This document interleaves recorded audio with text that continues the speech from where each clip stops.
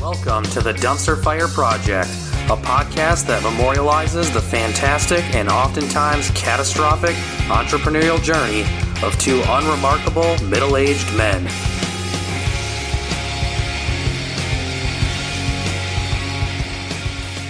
Welcome back, everybody, to episode 6. Today's episode, we were lucky enough to talk to a really dynamic guest.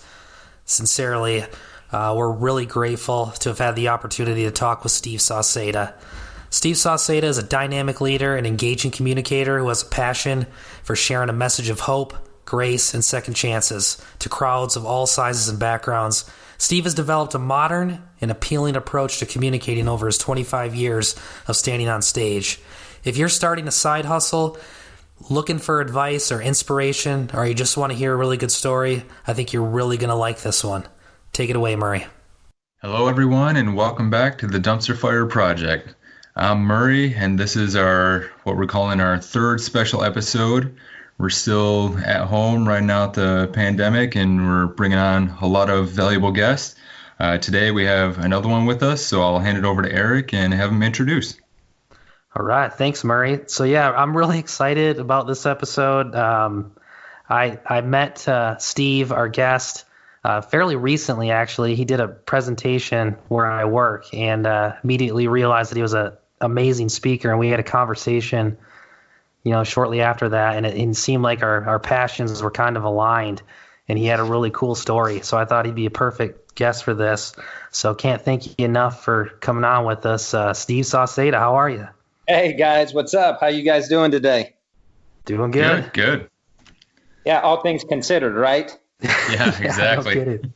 We were just talking about this before we got on. I think everybody here is relegated to working at home now, right?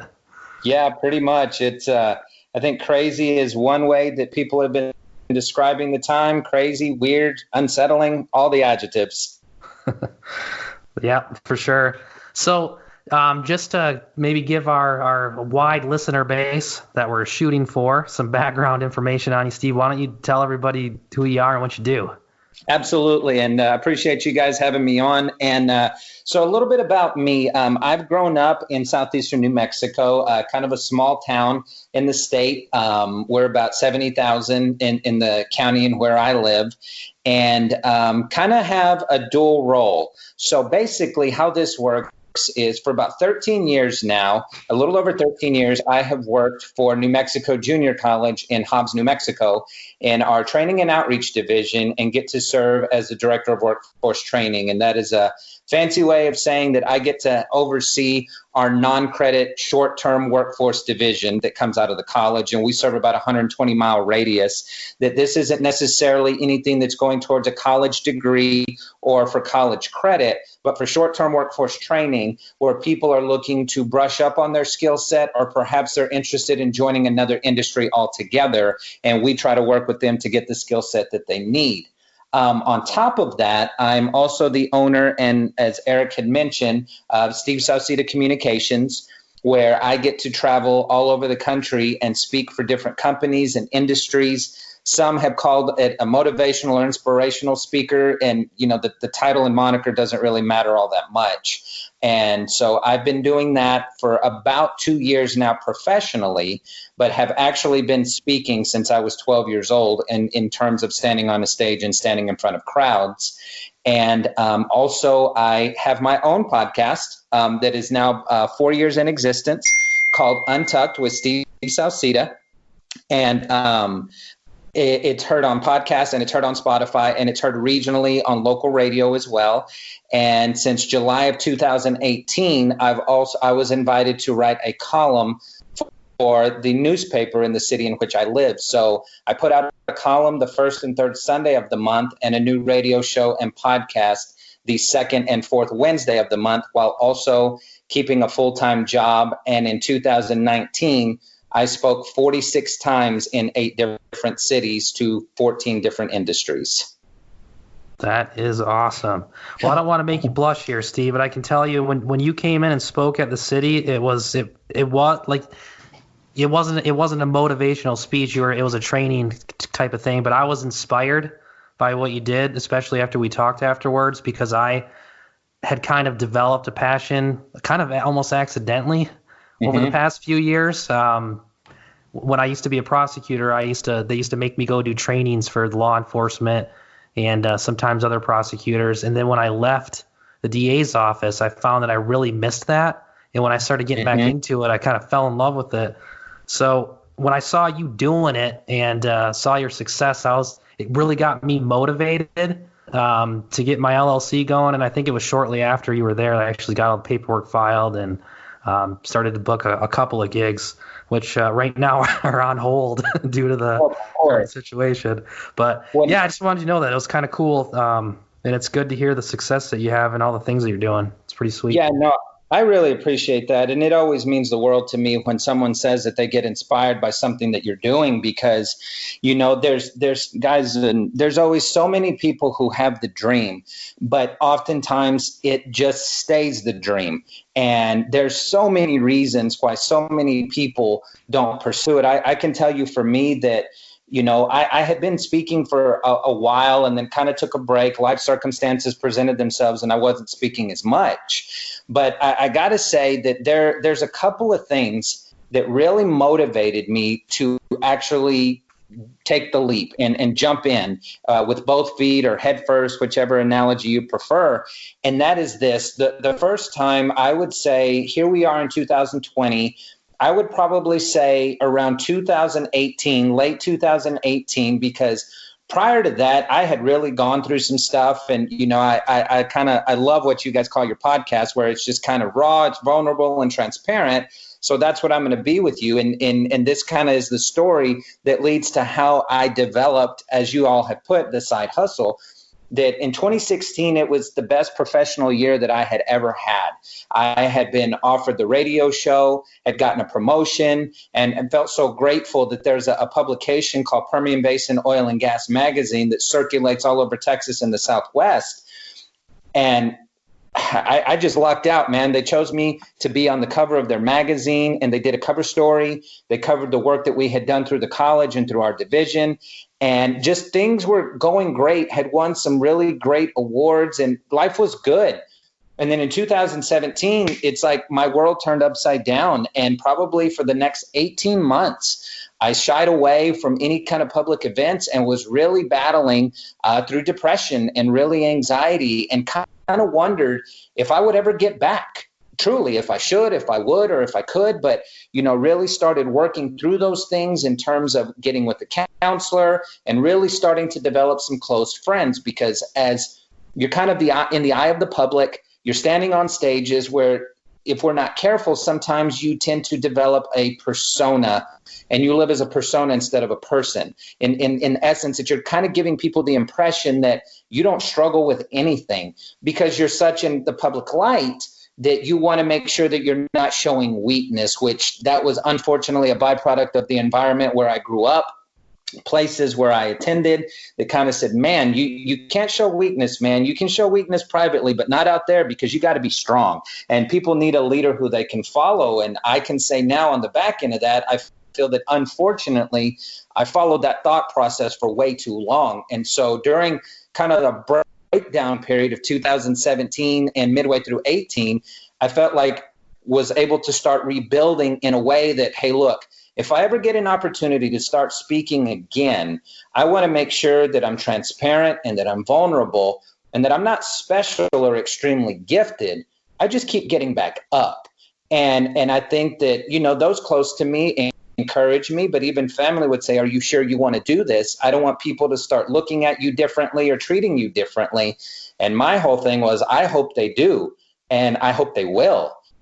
And not really knowing what kind of doors would open after that. And I feel like using social media, and I believe that social media is an incredible tool for anyone who's doing what you guys are doing, is a great tool, but it's willing to understand that you got to find a balance between being able to put yourself out there and kind of being too haughty or arrogant as well. And I started to see doors open in terms of speaking engagements. And my background, I grew up in a faith-based environment, so a lot of mine was in a faith-based arena. And this takes me back full circle to the two things that really started catapulting me to launching Steve Sauceda communications. And I remember at the end of 2018, I kept saying to my friends, and I'm like, man, the doors aren't opening. No one is calling me. Like, what is going on? Because I had put it in my head that whatever gift or talent that I have within me, I was always felt and led to believe that you just need to be able to use it in a faith-based arena. And those doors weren't opening. And one day I heard a podcast from a gentleman that I follow. His name is Stephen Furtick. He's based out of North Carolina. And he made this statement. I was getting ready for work one day. He said, many of you have a dream. And he said, and you keep waiting for it to happen. And you were like, why isn't this happening? And why isn't that happening? And I turned the volume up. I'm like, this dude is talking to me. And he made this statement. He said, if you would do what you know, you would know what to do. And I played it again. If you would do what you know, you would know what to do. So I started going, wait a minute. I've been a business professional for 15 years. I've had some really good success with this. I went back to school and I got an MBA. Steve, you have so many networks and opportunities that you're not using. You know that, so do that. And it was like an epiphany. And then there's an influencer and a speaker that I follow on Instagram. His name is Mike Foster. I love the content that he puts out. He reposted and reshared on his Instagram a quote that said, ask for support, not permission. And that was just revolutionary to me, guys, because I felt for the longest time that I was like, I kept asking people, do you think this is okay? I mean, do you think I should do this? And then I started adopting a mindset that says, I don't need a permission slip to pursue the God-given dream that was inside of me. And then I just went for it. I started reaching out to people. I started using LinkedIn and Instagram and then Facebook and saying, hey, my name is Steve Sauceda. This is what I do, and this is kind of what I speak on. If you're ever interested, let me know. And then as time went on, I developed more capital. I created my website of stevesauceda.com that would kind of be the hub for everything that I do. Like all my columns are there, all my podcasts are there, an about section is there, as well as a contact form. You know, registered the domain name, got some email stuff going, worked with a professional photographer to get some headshots and action shots. And then so basically I just went and said, why not me? Why not me? That's awesome. Yeah, that's awesome. I got a bunch of questions. I'm sure Murray does too, but why this is on the top of my head. How did you feel about those action shots? That's something that I thought about, and I had something coming up. It was supposed to be next week, actually. Of course, it got postponed, and I considered the same thing. I considered hiring a professional photographer to come in, but then, you get some negative thoughts, like what will the people there think if they see somebody taking a picture of me, or, all that kind of stuff. Sure. I believe in it because my opinion, guys, is if it has my name attached to it, I want it to represent excellence. I really do. And I think that there's nothing wrong with starting where you are if it's a cell phone and someone doing that. But I think that if you have an opportunity to invest in one, professional headshots, a professional website, and then I would say if you're looking to expand, actually inviting and paying a professional photographer and or videographer to go with you while you are speaking and not being afraid to express, these are kind of the shots that I'm looking for. These are the angles that I'm interested in, because I really started to adopt that you have not because you ask not. And true, I do believe for me and for all of us, we constantly have to get out of our mind of how is this going to look to them? What's this going to feel like? And truthfully, the way that I've taken to it is, you know what? They're not the ones who pay my bills, and they're not the ones with this dream in their heart. So if they don't like it, that's okay. Nice. Murray, what do you got? Yeah, so many good things there. I'm going to try and narrow this down, but I find it interesting that we have a very similar background in the sense that you said you had been, on stages since the age of 12.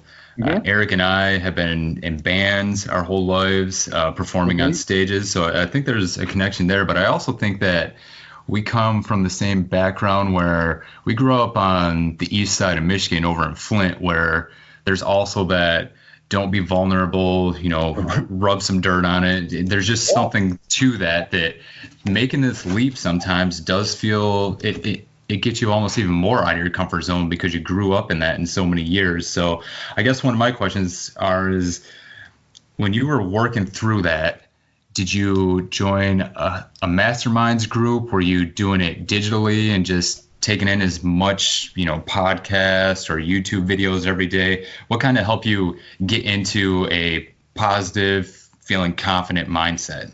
Absolutely. That's a wonderful question, Murray. Honestly, for me, I started seeing a counselor in February of 2017, and I still see him. Now, while I still don't deal with depression, I think that for anyone who's listening would know that if you've ever dealt with it before, it never truly goes away, that there's always triggers and things that could almost want to suck you back in. But I think for me, counseling has helped. And for me also, I would say that when you are in the public light, much like you gentlemen, as you've been playing in bands and on stage, there is a podcast that my best friend sent to me in January of 2018. And it was, it's about a 15-minute podcast, a message called Confidants, Constituents, and Comrades. And what it really delved into for a short amount of time just revolutionized my thinking that the confidants are those people that you can count on one hand in your lifetime. How I put it are your ride or dies, that whether you're in the crack house or the outhouse or the penthouse, they're there for you. They're not so much attached to you for what you can do. They're attached to you because of who you are. And for me, these are the people for the first time in my life who looked me dead in my eye and said, I don't care if you never stand on another stage. I don't care if you're in an arena talking full of people, or if your radio show blows up, or you write a column that is reprinted by the New York Times. We care about you. That's great that you love it, but we care about you. And then constituents, in the best way I can paint this word picture, that a constituent is kind of like scaffolding in a building. When a building is going up, the scaffolding is pressed up so hard up against it that it is necessary for the construction of the building. But when the building is done, the scaffolding goes away. And oftentimes people in public places confuse a confidant with a constituent, that we come to recognize that sometimes people are only attached to us for what we can do and what we can offer. But when that goes away, so do they. But for me, I had to learn that that's okay, that sometimes people are attached to me because they want to come hear me speak, they want to hear a podcast, they want to read something that I've done, and that's okay. So long as I understand that they are not my friend, that these are not people going to call and check on me during like a COVID-19 crisis, they're just wondering when the next column is coming out. But when I started doing that and digitally, I listened to a lot of Furtick and I started reading a lot of books. I would say probably during the course of that really mental health struggle, I think I read 22 books. Wow. That is a lot. I want to follow up on something.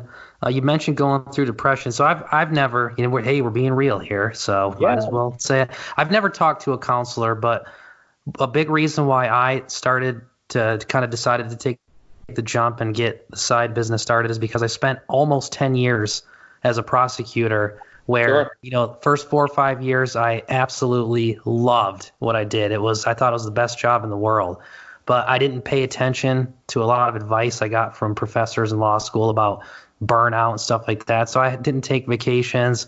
I was always on call. I was constantly thinking about moving up the ladder. And finally, I did. I got to the kind of top of my career point in about 2017 as a prosecutor. And I realized quickly that I was just completely burnt out. And I started getting angry all the time. And just like I'd see something come on TV about the judicial system, and all I had was negative comments, and I don't know why they're even doing a trial. They're just going to acquit him anyway, be back on the streets tomorrow. I found out recently at a conference I was at, there was a psychiatrist speaking, and I had never known this, but he said part of depression can actually be, especially with males, is like a lot of anger and stuff like that. And I had no idea, and I was like, wow, I probably was going through a lot of that, and I had no idea. And I would say, guys, is that part of what I do is, I'm not so much interested in speaking to 15,000, although if that opportunity came, I'm going to take it. I think the way that I've been putting it is the guy who emerged from the ashes in mid 2018 is I want to make an impact. And Eric, to your point, the presentation that Eric's talking about, it's hard to believe it's almost been a year since I did that. I did it mid-April of 2019, and let's just be honest, March of 2020 has felt like 7 years just in and of itself. For sure. The generations presentation that I've developed, and I'm so happy to say that I've spoken on it in 20 different industries now as to date, because it's so relevant, and it talks about the varying generations in the workplace, where you've got your younger demographic versus your more life experience demographic, and what they are constantly doing is butting heads. They are constantly feeling like they're right, the other one's wrong, and vice versa. And Eric, you've seen it firsthand that the idea of the presentation is to be engaging, it's entertaining, it's humorous, but at the end, it also makes you walk away going, my God, I do this. And it's not so much just the other person, but turning the mirror inward and saying, okay, rather than ragging on my older counterpart or my younger one, what can I do different to better understand their reward system, their value system, and how they communicate and how they receive feedback as well? Yeah, that's why I can still recall a lot of the stuff that you said, when you gave your presentation, because not only was it interesting and very well spoken, but there was a lot of takeaways from it as well. And since sometimes, you get someone that's entertaining, but you don't really take anything of value away from it. And that's when I realized, I was like, man, this guy's good speaker. Yeah. I still remember that. It's been a year. It's hard to believe. It's been a year. And honestly, for me, I constantly get asked, how do you balance a director's job, owning your own business, doing a podcast, and writing a column?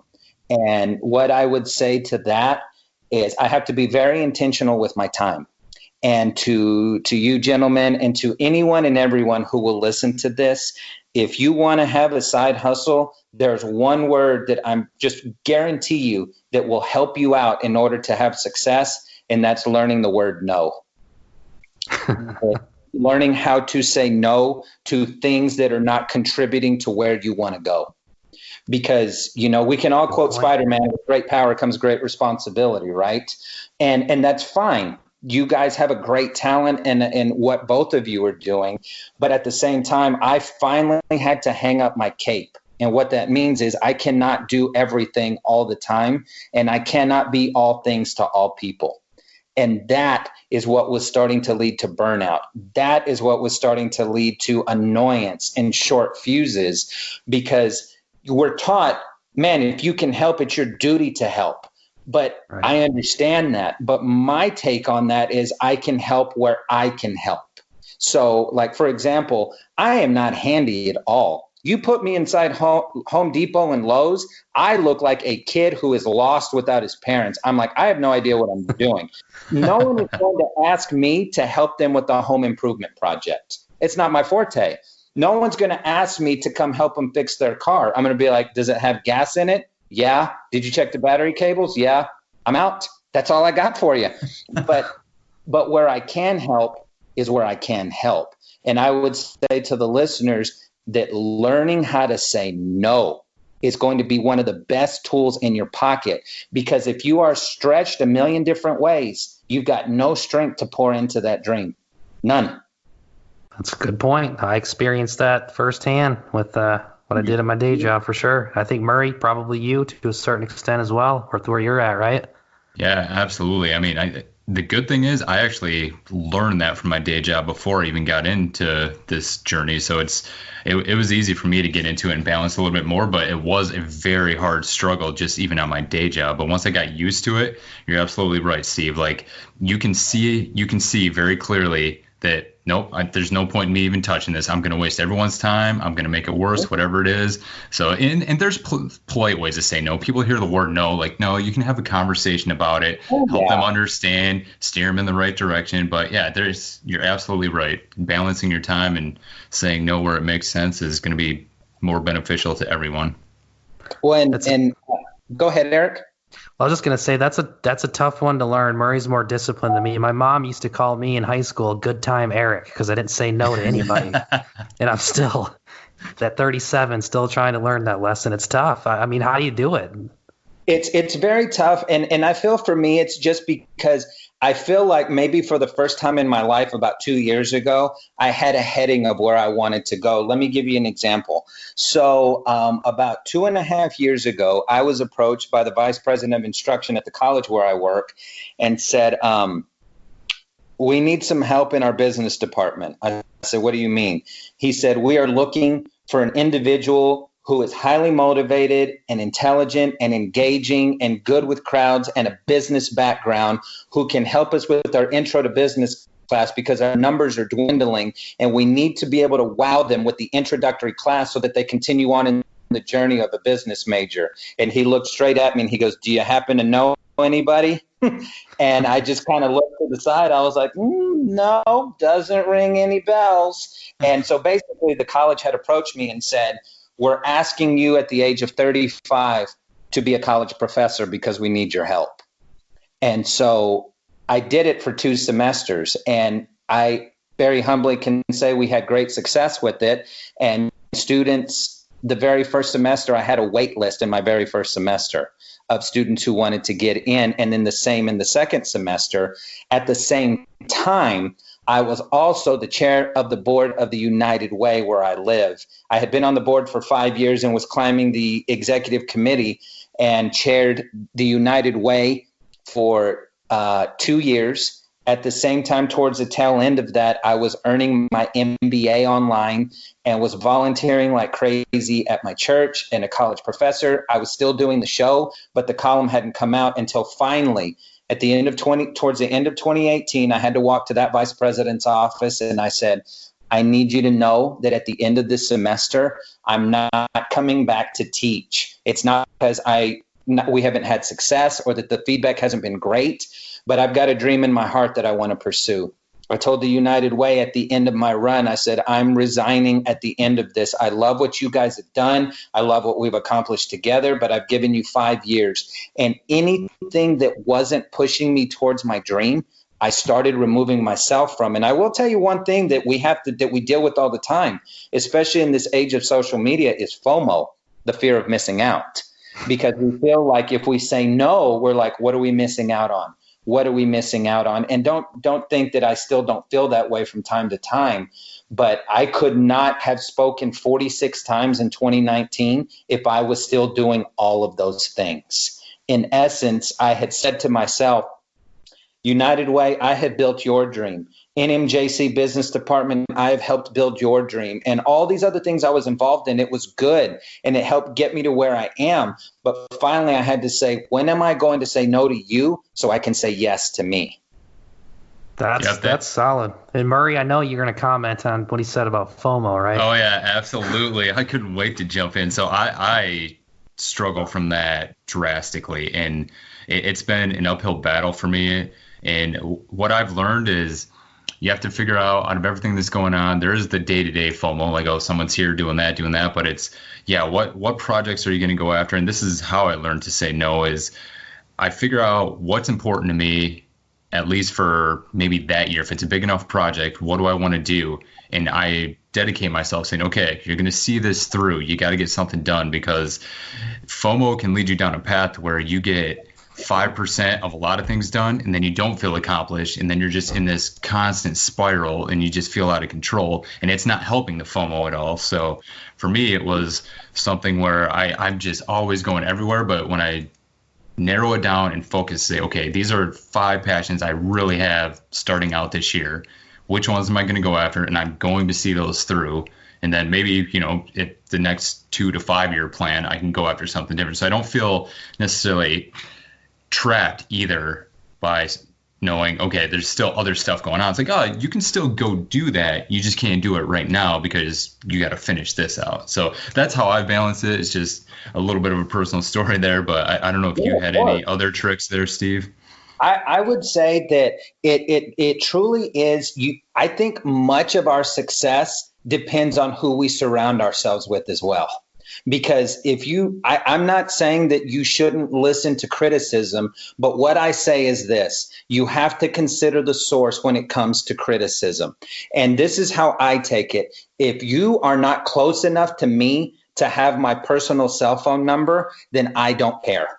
I know that sounds harsh because, we've got keyboard warriors in this day and age. How do I define a keyboard warrior? Someone with brave fingertips and a cowardly heart, meaning that they're willing to hide behind a keyboard of a laptop or their cell phone and talk all kinds of trash, but they're never willing to address it to you face to face. You got to delete it from your brain.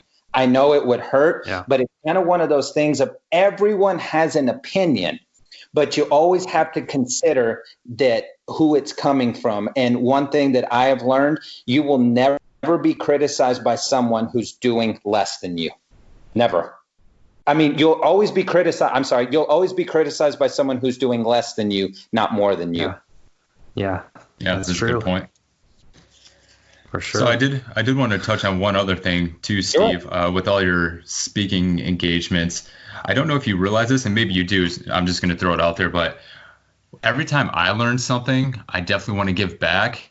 Mm-hmm. But when I give back and I teach it, it's just like that old saying that they say, if you teach it, it helps set in with you more.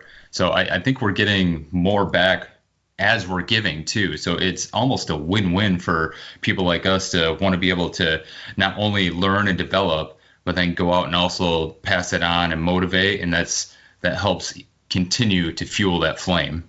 And I'm so glad you mentioned that, Murray, because I think early on in my career, I always felt like I was stockpiling my little golden nuggets. And what I mean by that is there was such a fear that if I spoke it or if I posted it, someone else would take it and run with it. And it wasn't until later on in my life and in my career that I started to develop an attitude of, I don't care who gets credit for it. If it helps you, put you on the path you need to go, I can rejoice. Because I remember back at a point in my life, I was a youth pastor, and I remember I would prepare messages to try to impact the young people at the age that they were, to try to speak their language. I was watching some of the things that they were watching so that I could have a point of reference. And I remember I would say I was developing a 2-month series on the subject XYZ. And I'm pouring my heart into it, and I felt like they just weren't getting it. And then we take them to a week-long summer camp, and a guy came up and spoke for 30 minutes on something that I had been speaking on for 2 months. And they go back to the camp, they go back to the room, and they go back to the bus. They're like, oh, my God, that was the best message I've ever heard in my life. And I'm like, oh, my God. But I took that same mentality and applied it to my professional career and saying, I might be the guy that plants the seed. I might be the guy that waters the seed, but eventually if you get a harvest on whatever it is, whether you give me credit for it or not, and to your point, Murray, it's in essence paying it forward, but with knowledge and best practices and not caring so much about who gets the credit, but circling back to the original intent of just trying to make an impact wherever we go. Yeah, absolutely. Now, I got one for you, Steve. I know we're getting about close to, I think, to our half-hour time. We may even be over, but this will be my last question. Where do you see this COVID-19 stuff going with what would you say to someone like myself or someone that may have a speaking business or even any type of business that's affected by this, and what could they do with this downtime? And rather than getting depressed by it, I mean, what can they do to be proactive about thinking about getting ready to get hitting the ground running when it comes out, or maybe even finding some opportunities in the change in the market this causes? Absolutely. Wonderful question. And it's something that I've actually been talking about with my circle and thinking while I've been at home as well. And I would say never discard the downtime, because people like the three of us rarely have it. People that we're trying to impact rarely have it. And I would say, look at this time, if you have an opportunity to work from home, as a blessing, because it can be a shift in perspective. Like, for example, I have not been able to go into the studio to record another show. So I have been doing an Instagram and Facebook Live in lieu of being in the studio at the exact same time that a new show would be released, because I don't want to lose contact with the audience.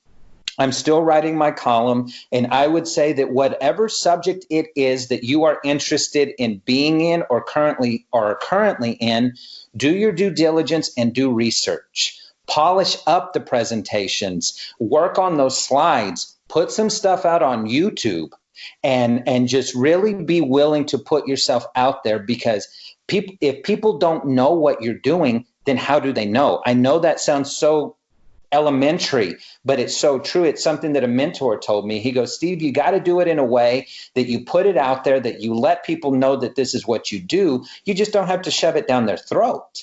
And I would just consider using social media to your advantage, encouraging people that with whatever your field is, whether it's law, whether it's engineering, put some facts out there, put some figures out there. And people are constantly looking for content, but just kind of be mindful of the crowd that you're trying to reach and whatever platform is best for that. But what I would say is, rather than just resorting to nonstop snacking and Netflix binging at all times, is to still get yourself up as if you were going to work and redeem the quiet time, because once we're back, guys, we know that quiet time will kind of go by the wayside. But I would say to redeem the time of researching, if you have an opportunity to work with a web designer and build yourself a website, and find a hub that people could find you, so that when the doors open back up, that you're not trying to prepare, you're already prepared. Because this is one of those times where I believe that this is where preparation and research really helps, so that when that opportunity comes, you're not saying, oh, I'm not ready. You're like, nope, COVID-19 actually helped me get ready, and let's do it. Yeah. That would be my advice. Steve, where can we find your podcast, your website, all that stuff? Absolutely. SteveSauceda.com. That is SteveSauceda.com. You can click on, just go SteveSauceda.com. All the columns are archived there. The podcast is there. The show is there. And if you have an Apple device, you can just go on podcast, type in Untucked with Steve, like an untucked shirt. Steve, why do you call it that? Because I haven't tucked my shirt in years. It doesn't matter what shirt it is. I just never tucked them in. And the column is all there as well. So if there was ever an opportunity, to come out, you can just click on contact. There's an About Me section is there. It's just SteveSauceda.com, SAUCEDA. Awesome. Yeah, everybody check it out. Steve, as you can hear, has got a wealth of knowledge and a lot of good stuff there. So, and I've listened to your podcast a few times, and I've even heard you on the radio a few mornings going to work. So it's all good stuff. Murray, anything else? Yeah, I mean, Steve, you've been an absolute inspiration, and I think the listeners would agree that the flames here in the dumpster fire today have been a lot lower, because we've got an expert on who's doing what we're trying to get to, and just knowing you're out there doing it, it provides hope for us. Just seeing somebody who's already been, a couple more years down the road, and it's just been a delight having you on here. So with that, again, we thank you. Go check out all of Steve's items, and we'll talk to you next time. Thanks, everyone. Thanks, guys. Thank you so much. Thank Steve. You. Take care.